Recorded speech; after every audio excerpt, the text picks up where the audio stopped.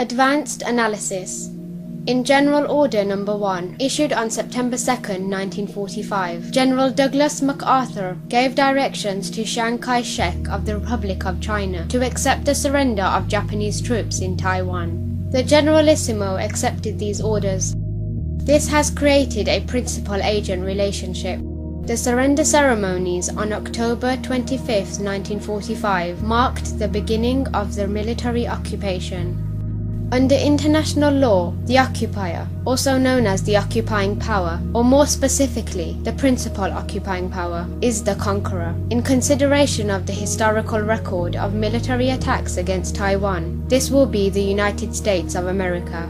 Although the surrender ceremonies in Taiwan on October 25, 1945 were ostensibly conducted on behalf of the Allies, it must be recognized that the ensuing military occupation of Taiwan was conducted on behalf of the principal occupying power, the United States of America.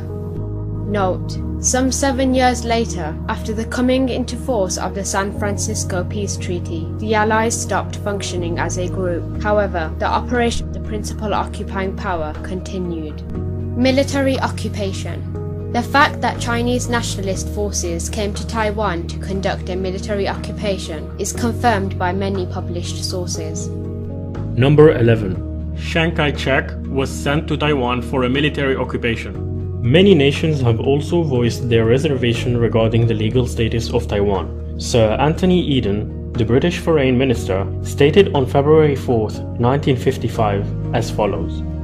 In the fall of 1945, the administration of Formosa was taken over from the Japanese by the Chinese forces at the direction of the Supreme Commander of the Allied Powers. But this was not a cession, nor did it in itself involve any change of sovereignty. The arrangement made with Chiang Kai-shek put him there on a basis of military occupation, pending further arrangements, and did not of themselves constitute the territory Chinese.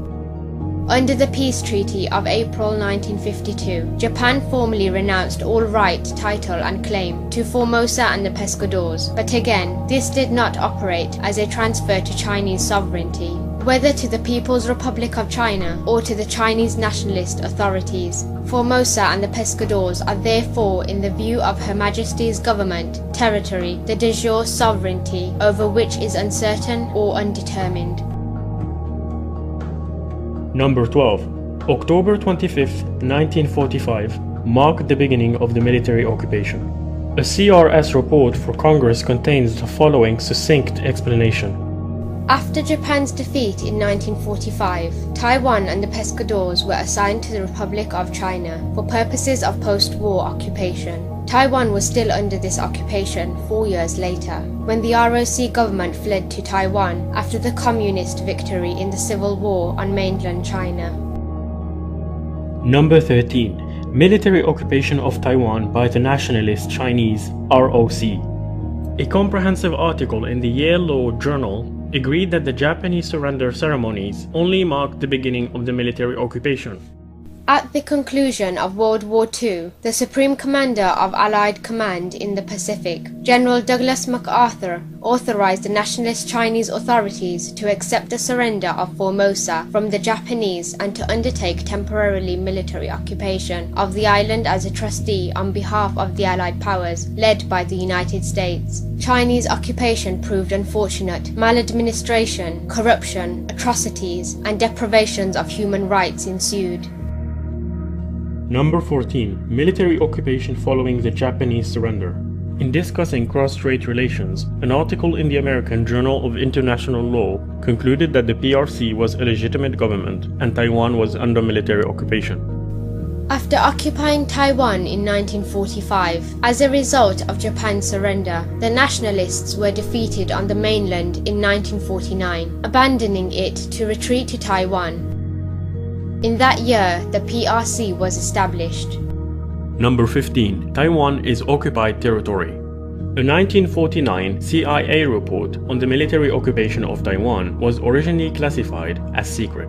From the legal standpoint, Taiwan is not part of the Republic of China. A declassified CIA report on Taiwan, written in March 1949, says, Pending a Japanese peace treaty, the island remains occupied territory, in which the US has proprietary interests. The report continues. The report says the communist control of the island would have seriously unfavorable strategic implications for the US. It says that the native population of Taiwan would welcome release from Chinese control, but was not strong enough to stage a successful revolt.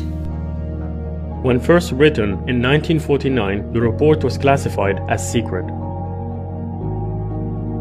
There is a strong sentiment in Taiwan favoring autonomy, but the situation is complicated by the conflicting interests of the native Taiwanese and Chinese nationalist element, the report says. The Taiwanese bitterly resent the performance of the nationalist administration on Taiwan since VJ, Victory over Japan Day, it adds. According to the CIA, the Chinese rulers had exploited the native population to the limit, without regard for their welfare or the preservation of the island's resources. Summary considerations. 3 central questions. In relation to the military occupation of a particular area, we are faced with 3 central questions, all of which must be answered based on the customary laws of warfare. When did the military occupation begin? For Taiwan, the answer is October 25th, 1945. Who is the occupying power? For Taiwan, the answer is the United States of America. The military occupation will be conducted by a US federal agency, the United States military government. A definition is provided as follows. Military government is the form of administration by which an occupying power exercises governmental authority over occupied territory. Importantly, however, the United States has delegated the military occupation of Taiwan to the military forces under Chiang Kai-shek. This is a principal-agent relationship. When did the military occupation end? To answer this question requires an in-depth knowledge of military occupation issues. For now, let us say that the military occupation of Taiwan did not end with the coming into force of the San Francisco Peace Treaty on April 28, 1952. Further details will be given in later videos. The ROC as a government in exile. When the ROC fled to occupy Taiwan in December 1949, it was moving outside of Chinese national territory and immediately became a government in exile. The actions of governments in exile may be overviewed as follows. Actions of governments in exile. International law recognizes that governments in exile may undertake many types of actions in the conduct of their daily affairs. These actions include becoming a party to a bilateral or international treaty, amending or revising its own constitution, retaining or newly obtaining diplomatic recognition by sovereign states, issuing identity cards, allowing the formation of new political parties, instituting democratic reforms, holding elections, allowing for direct or more broadly based elections of its government offices, etc. However, none of these actions can serve to legitimatize a government in exile to become the internationally recognized legal government of its current locality. Legitimatize a government in exile's constitution to become the true organic law of its current locality. By definition, a government in exile is spoken of in terms of its native country. Hence, it must return to its native country and regain power there in order to obtain legitimacy as the legal government of that geographic area. In other words, for the Republic of China to regain international legitimacy and to regain the status of a state recognized by the international community, it must move back to Nanjing, China, and resume governance there.